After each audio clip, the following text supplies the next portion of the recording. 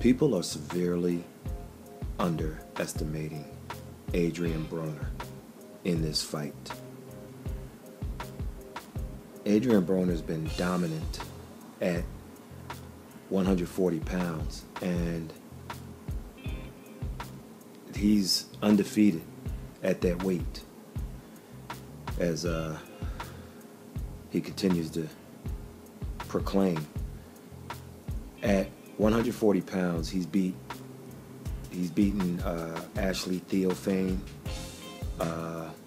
Khabib, Alec Verdiev, John Molina Jr., Emmanuel Taylor, and Carlos Molina. And he was dominant in almost all of those fights. So 140 pounds is truly Adrien BRONER's weight class. MIKEY Garcia, on the other hand, as good as he is, he's only fought over 135 pounds once. And that was his comeback fight after almost 3 years away from the game, about 2.5 years away from boxing. So on fight night, it'll be a mystery as to not only if he can punch at 140 like he wants to, still be that knockout guy, but also if he can take BRONER's punches.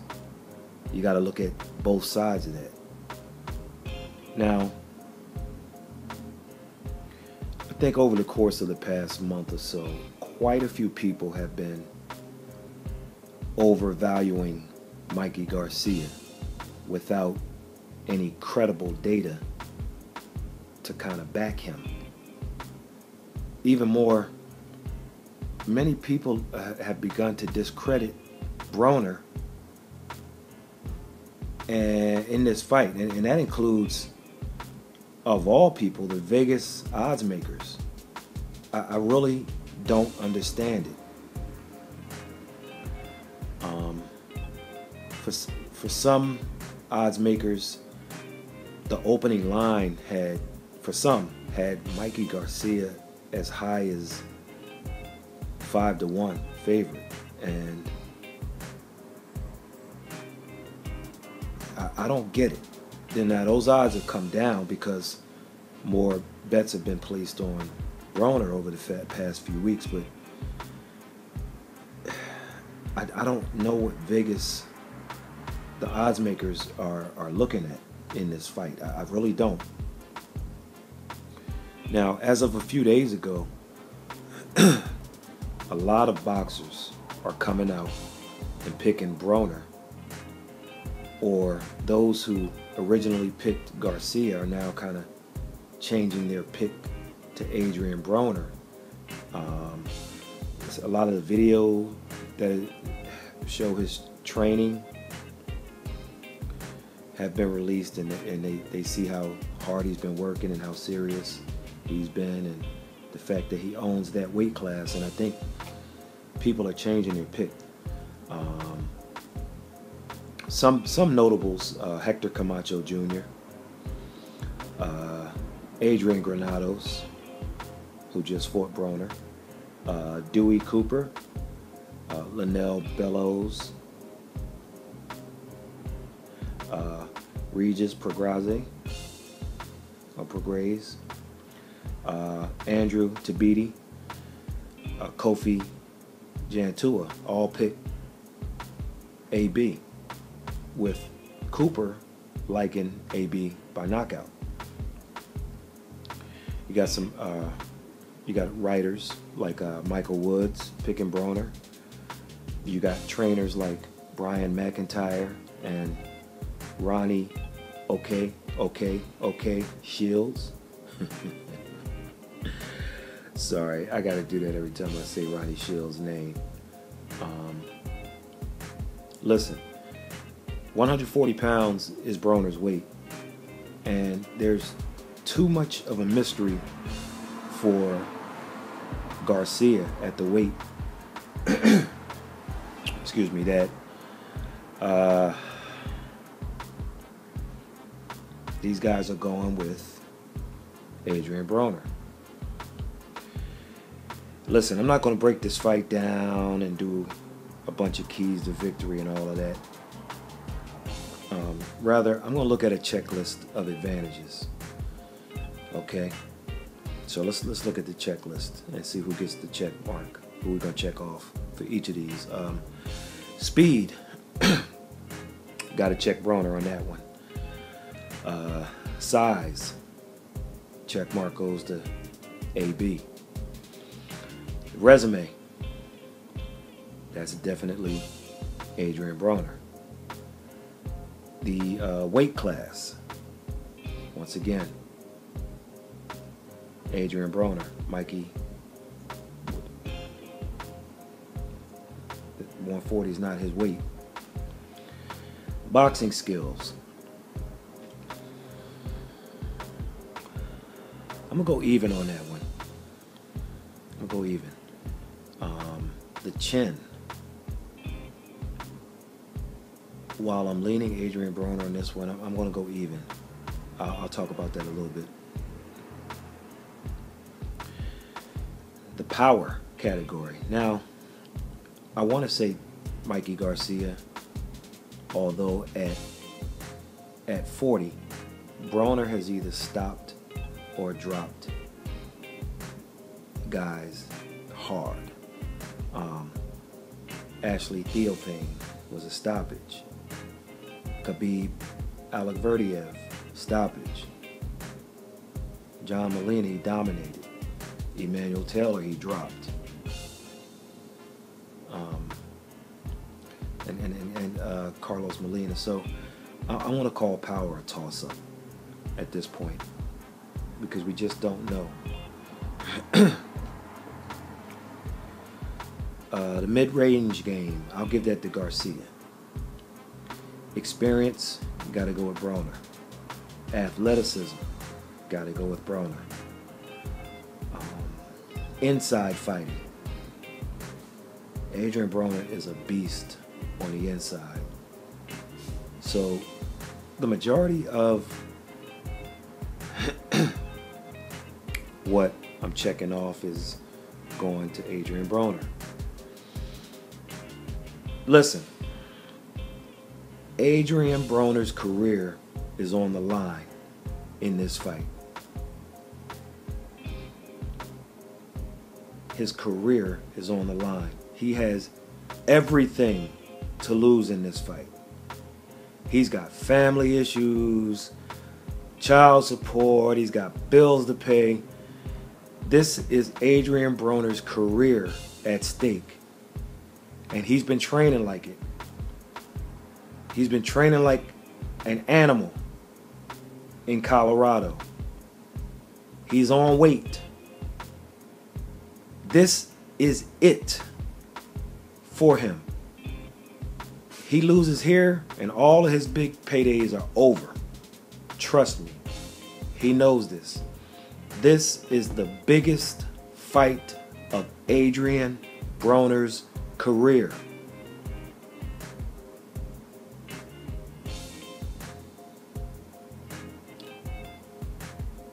I'm rocking with MIKEY Garcia in this fight.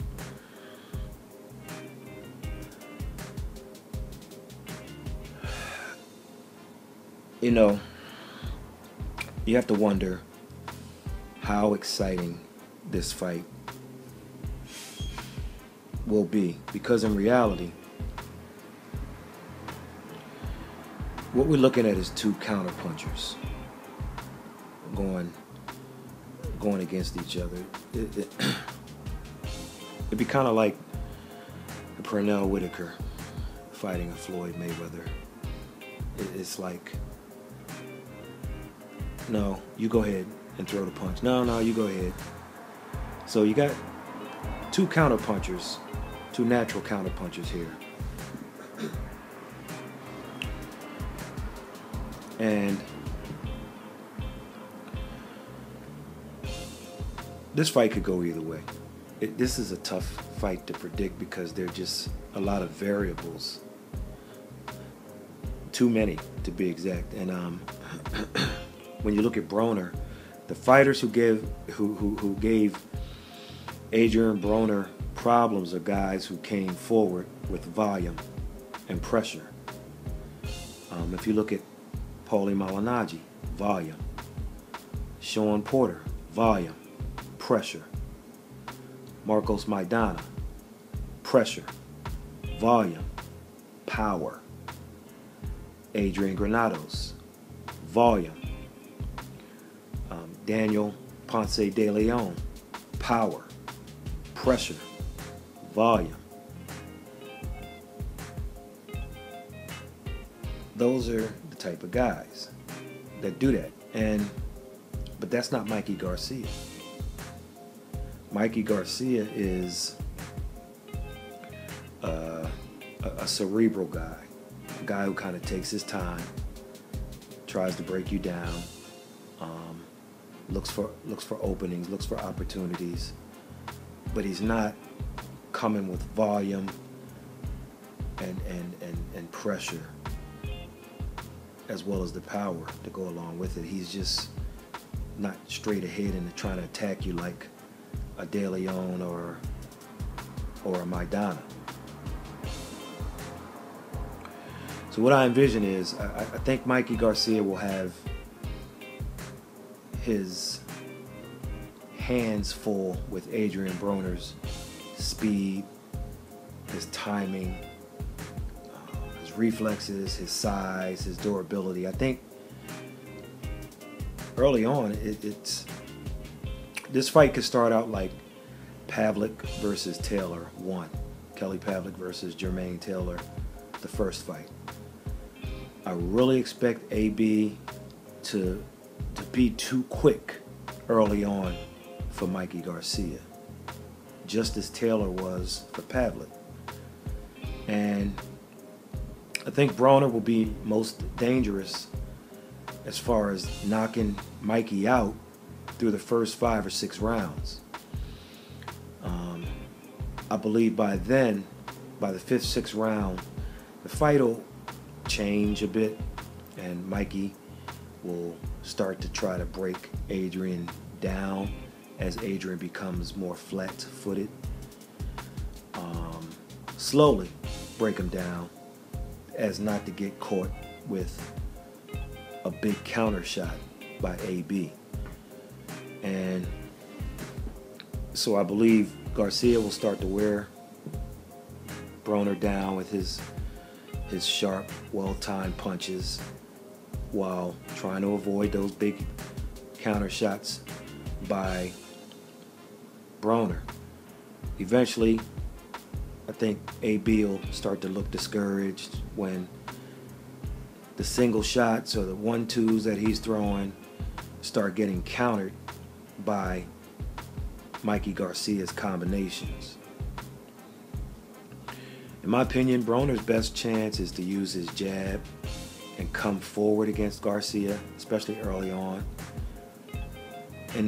But be careful not to be stationary too long so that MIKEY starts to land his power shots. So if Adrien BRONER is successful carrying the fight early on and landing some shots in high volume, then I think he'll have a chance to pull off this career-defining upset over Garcia. But I just don't know if AB will be able to keep the pace. Excuse my voice, guys. But here's where the fight will be there for the taking. Since MIKEY Garcia is not like Marcos Maidana or Sean Porter, he's going to have to come out of his shell and step on the gas once Adrien BRONER once the fight starts to slow down and AB becomes flat-footed and can't keep up the fast pace. It's up to MIKEY Garcia to step on the gas. Here's where he must walk AB down and start to put those hammers on AB. Left hand, right hand, left hook. Got to start putting the hammers on him. That's when Broner will be open for the straight right. Looping right also, but the way MIKEY, unless he's taking some lessons from Marcos Maidana, who I believe was in his camp, and certainly is trained by MIKEY's brother, Robert, so I'm sure he was around. He needs to start putting the hammers on AB. Always keeping in mind that Broner is one quick left hook away from dropping him and finishing him. Check the 12th round of Broner's fight with Sean Porter. I mean, he can turn the tide in 1 second. A little bit more on that left hook in a second. Two things that MIKEY Garcia specializes in are keeping proper distance, and he has very good accuracy on his punches. And he's going to need both of them if he's expected to win. And I'm willing to wager that he's going to have both of those on Saturday night. Now, Adrien BRONER is a good defensive fighter. So when you look at Maidana and Porter, yes, they beat him. However, they're two of the most awkward fighters that will give any fighter out there a hard time, a hard night. So MIKEY's punches are more textbook, more accurate, but he's going to have to use it. The accuracy is going to be more important, and the timing, which translate into having the proper distance, because Adrien is a good defensive fighter. But the way punches, the unorthodox angle that punches from Maidana and Porter come from, really took BRONER off of his game, and along with the pressure and the volume that those two guys gave. So what I'm saying is, in order for MIKEY to win, he's going to have to be on the money with his distance and his accuracy, or it could quickly become an Adrien BRONER fight. Very tough to pick a winner in this one. You could argue, and you can watch the fights, you can argue that if you take away the knockdowns, I think Adrien BRONER actually fought Marcos Maidana better than Mayweather did when he fought Maidana, especially late in that fight. I just thought BRONER fought him well. You just take out those knockdowns. I thought he handled himself well, and Marcos admitted that as much. So everyone is saying this will be a good fight, a close fight. But everybody's saying, hey, this is going to be a good fight. Maybe so. It could also be more of a strategic fight than it is a good fight, especially if both guys are true to themselves as counterpunchers, because that's what they are. So while everyone is anticipating a great one, and it very well may turn out that way, don't be shocked if it isn't as good, if they both stay true to themselves. It'll be more of a chess match, more strategic. Both of these guys like the body, and it'll be interesting to see if either of them decides to kind of go that route and stick to the route throughout the fight. That could be a key in this fight. Also, don't be surprised if one or both of these guys get knocked down. In either case, I think the down fighter will get up and continue in this fight. When I first heard this fight announced, I thought for a second, and I wanted to go with Mikey Garcia by knockout. And boy, I am so tempted to take that because that was my gut feeling going into this. However, I'll go with Mikey by a close but clear decision where he may need a knockdown. When you talk about the judges, and the last time Adrien BRONER fought in Brooklyn, he fought a guy from Brooklyn, and the cards went his way. So Mikey Garcia, when in certain points of the fight, if there's time to step on the accelerator in case the fight goes the distance, you're going to want to step on that accelerator because there might be some funky business going on with the judges, if you follow me.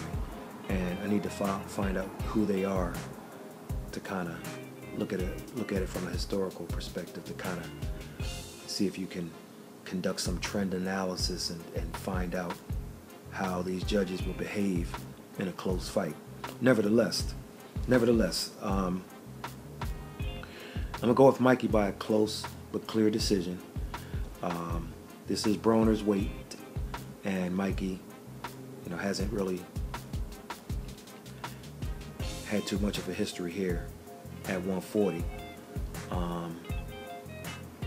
When I look at BRONER, he's come off the canvas against Marcos Maidana twice. And not only that, he went the distance. And he hurt Marcos Maidana late in the fight. He also dropped Sean Porter late in the fight. As a matter of fact, I believe both instances, him hurting Maidana and him dropping Porter, I believe they both happened in the 12th round, if I'm not mistaken. I got 3 concerns with Mikey Garcia winning this fight. The first one is that Mikey Garcia got dropped. He walked straight into a right hand by Roman Martinez in the second round of their fight. Roman Martinez doesn't hit as hard as Adrien BRONER does. So that's a concern. Secondly, in the very next fight, he got caught with a counter left hook by Juan Carlos Burgos. And I gotta be honest, I don't know how Mikey kept his balance without going down from that left hook. I'll try to leave a link for both of those fights where Mikey got dropped. Well, I'm sorry. He got wobbled big time by Burgos and he got dropped by Martinez. He can't leave himself open like that against Adrien BRONER, especially that hook. There's a hook. There's a left hook that has Mikey Garcia's name on it Saturday night, and he has to be prepared for it, because if it lands, he's not going to stagger like he did with Burgos. He's going to go down, and he may stay down. The third thing is,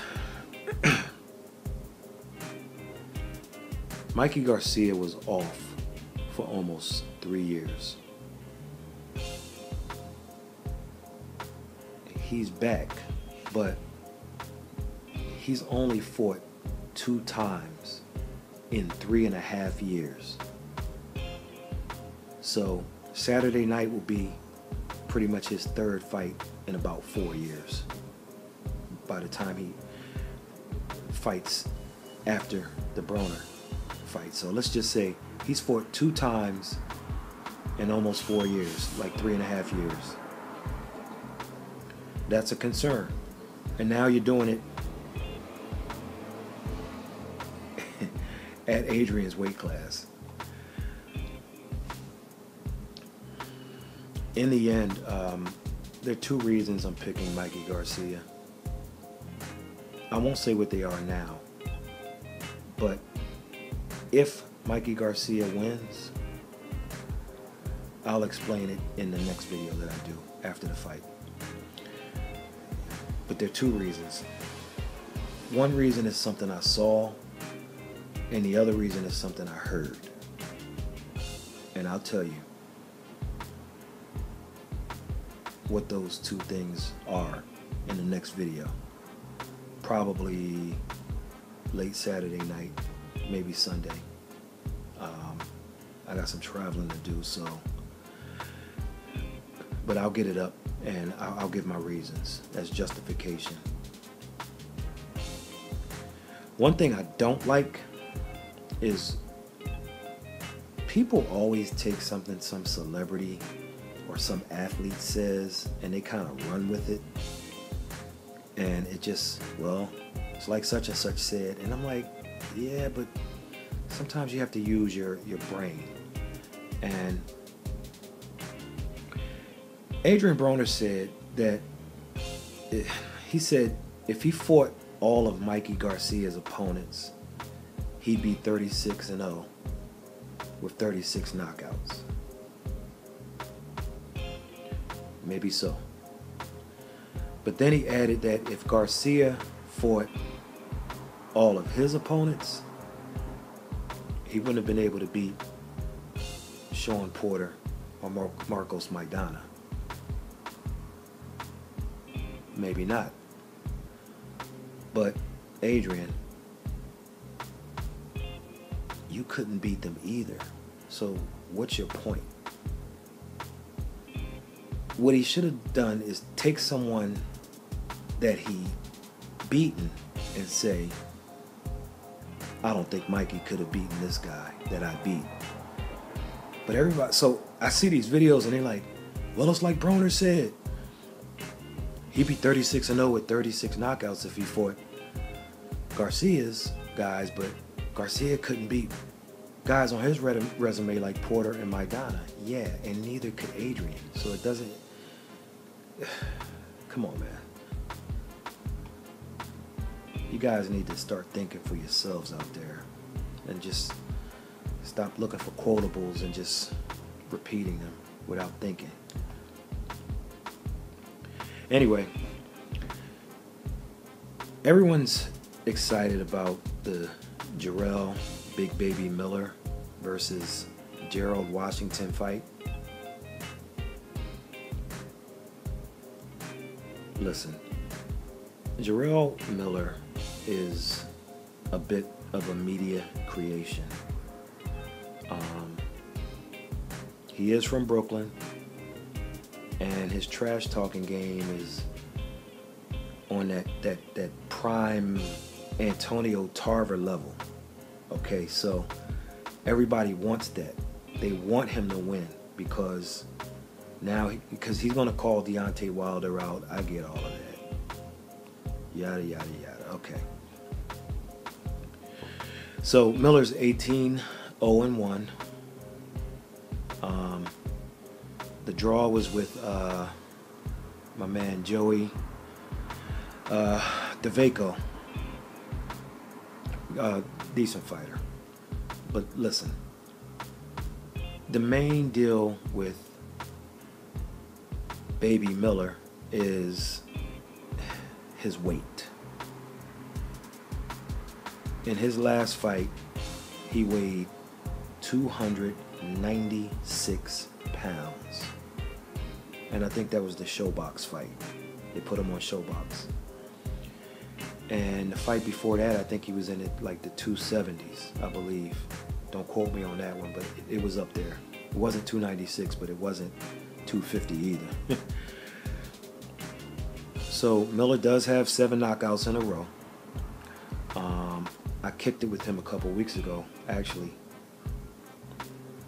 I kicked it with him in Long Island at the, was that last week or 2 weeks ago at the Robert Guerrero fight. And I wasn't thinking about it at the time, but if I had to use some photographic memory or something, he looked to be like in that 265, 270-ish type range. So we'll see what he weighs in a few hours. They'll be stepping on the scale. Gerald Washington, known as El Gallo Negro, or the Black Rooster. Got to do some research on that one. So Washington's coming into this fight off of a stoppage loss to Deontay Wilder, where he was winning until he took that dive. Until he got caught by Deontay Wilder. So Washington took the fight on short notice. He earned himself about $250,000 for the Wilder fight. And he said, although he was winning, that he kind of lost focus and he just chalked the loss up to a lack of experience. And I'll give him a pass on that. I mean, he's 35 years old and he turned pro at age 30 back in 2012.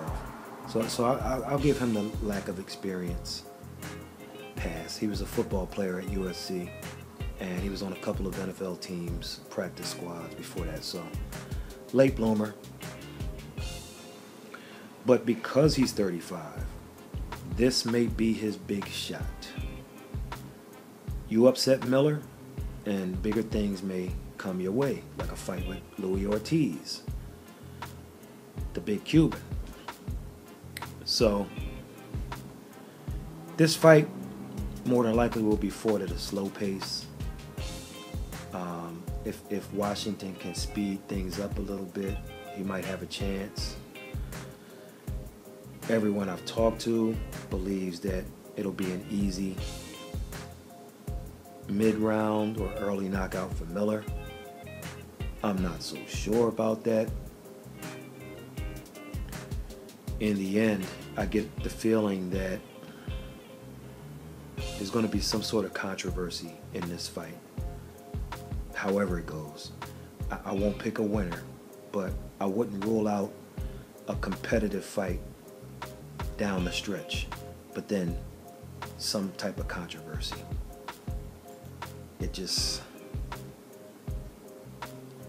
I'll leave it there. The co-feature to the main event, Jermall Charlo, Young Maul, takes on Jorge Sebastian Heiland. I think Sebastian Heiland, he's going to come out, I think he's going to come after Charlo with sort of an active, like a Sergio Martinez type of approach. But Charlo will eventually figure him out and kind of time him with the shot that'll end the fight. Highland's never been stopped, so. And another mystery, this is Charlo's introduction to the middleweight division. But I feel that his power will be the difference in this fight. It's the co-feature. I think Highland's going to go for it. I think he's going to try to carry the fight fast, try to back Charlo up. I think he's going to try to smother Charlo while also giving him that awkward southpaw movement. Once again, I keep thinking of Sergio Martinez. So I'll take Young Maul in that one, though. Some other good fights on the undercard that we'll cover and probably do a post-fight article and then a post-fight video also. In closing, let me say this. Let me let everyone know how the schedule is going to work so there's no confusion on Saturday night.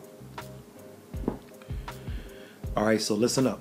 At 5:30 p.m. Eastern, Showtime's Sports YouTube channel. Okay, is going to live stream Carl Frampton's fight versus Andres Gutierrez. Okay?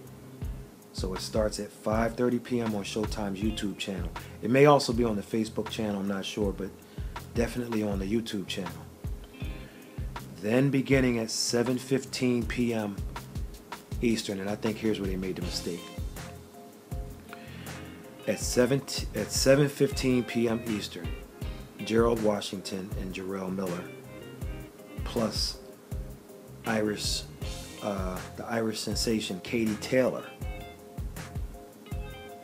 These two fights, the Katie Taylor fight and the Washington and Miller fight, they will stream live on Showtime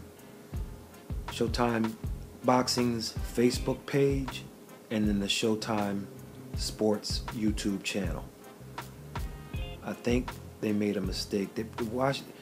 Because there's some sort of a little bit of buzz about the Washington and Miller fight, unless it ends early and they just kind of come on the air and kind of show it again, that's just going to be on the Showtime Boxing Facebook page and the Showtime Sports YouTube channel as a stream beginning at 7:15 p.m. Eastern. All right, so 5:30 p.m.